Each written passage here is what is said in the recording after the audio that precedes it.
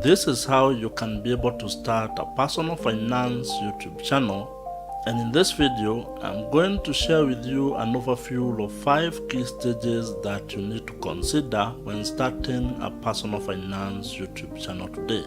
YouTube is a platform that provides you with huge opportunities to monetize your personal finance knowledge, skills, and expertise by leveraging the power of the internet and content marketing. This includes sharing your story on your journey towards increasing your income, saving more money, paying off your debts, and investing your money, among other things related to how you handle your personal finances. What this means is that if personal finances and money is your work or business, is the career that you have, it is your hobby, it is something you are passionate about, and you have life experiences related to how you deal with your personal finances, then I would persuade you to consider starting a personal finance YouTube channel. And you might even end up turning your personal finance YouTube channel into an income generating online business and make some extra money online as a personal finance content creator.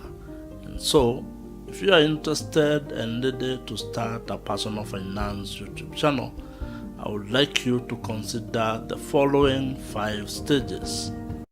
This is all about research and planning on the YouTube channel that you are going to create. You need to take some time and actually do background research on the topic or the idea that you want to create videos on, and also plan your schedule on how you are going to do it.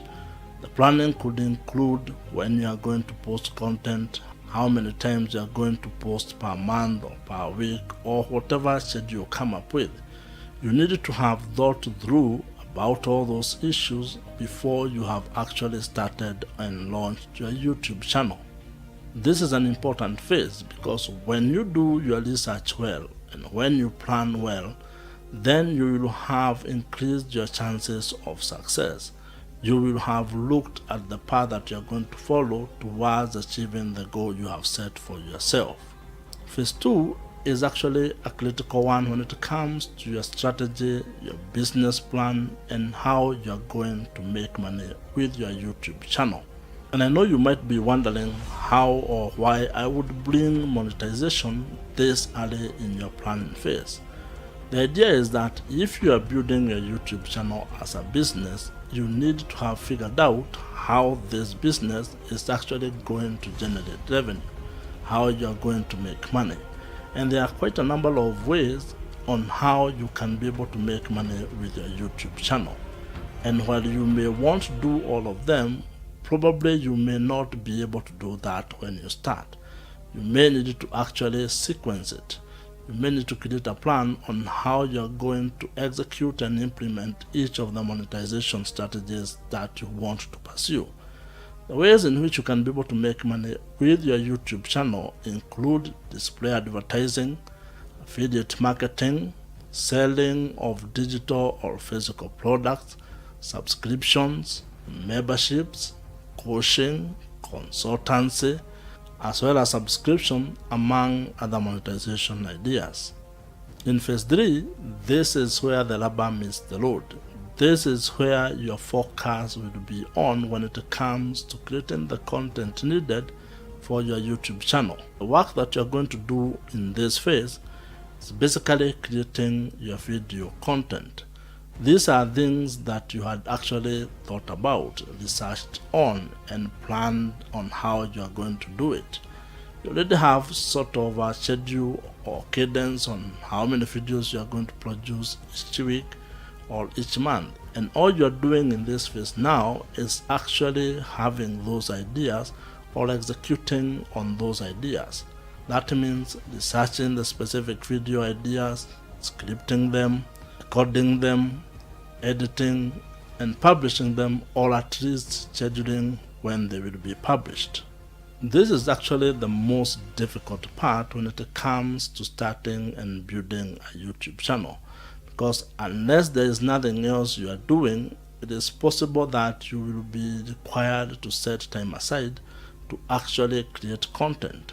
And if you are already working or already running a business or have other things that you do, you may find that you do not have a lot of time to actually do this work.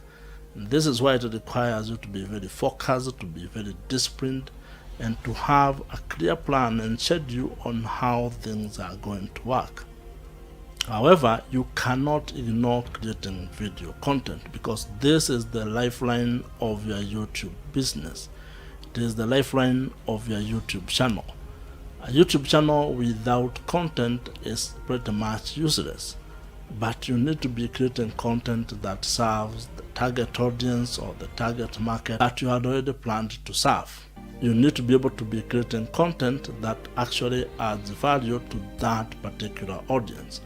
And the kind of value you can provide could include informational, educational, or entertaining, depending on the topic or the niche, the subject matter that you're discussing.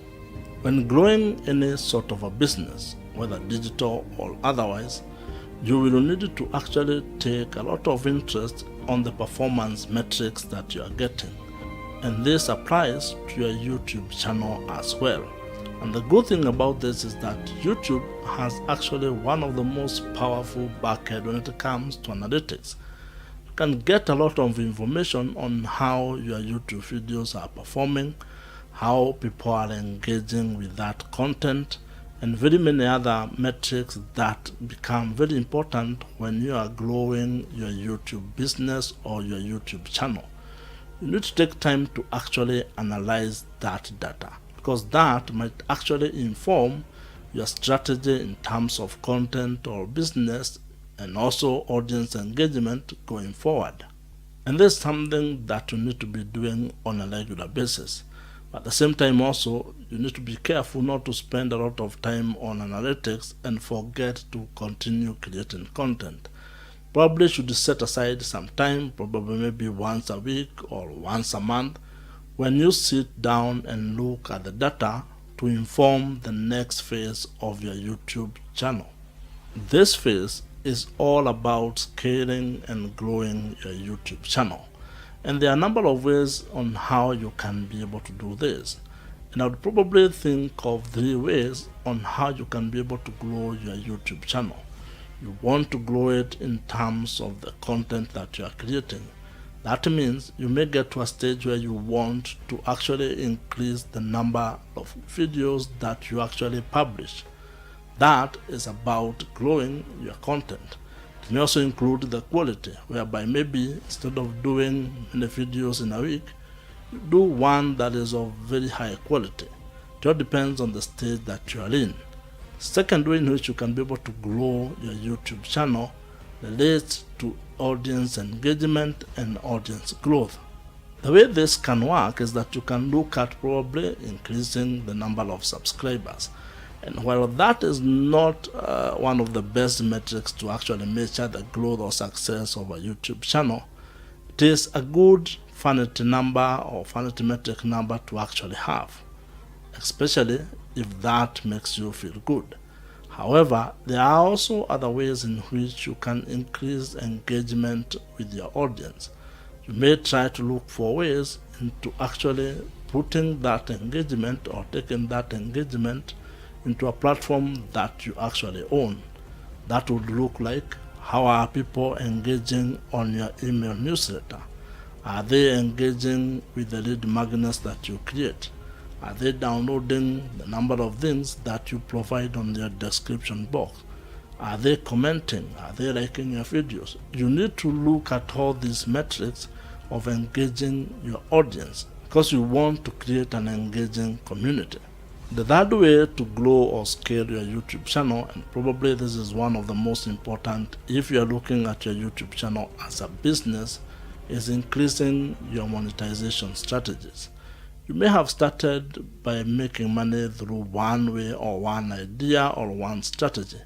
But at this level, now you want to diversify your income streams.